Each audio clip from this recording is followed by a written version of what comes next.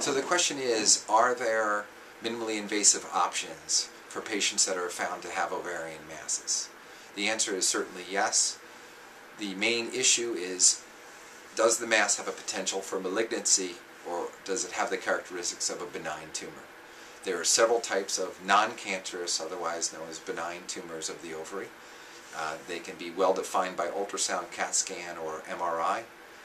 And when these masses are found to be non-cancerous, definitely the minimally invasive techniques would be an option. If we were to suspect a malignancy, the standard procedure is done through a larger abdominal incision and is not approached laparoscopically at this time. So getting back to benign lesions, there are several types of benign lesions. One example that's commonly found is called a dermoid. It's a tumor that can be found in young women and women all the way through the spectrum of their life. If they are found to have a dermoid, especially if it's a large dermoid, there are times where currently open incisions are used to treat this process, especially in cases where the preservation of the ovary is important.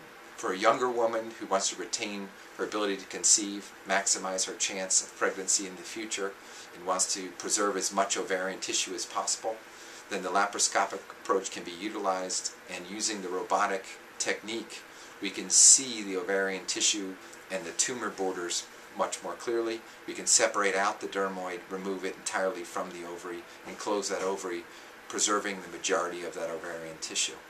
That would be one of the primary indications for the robotic technique.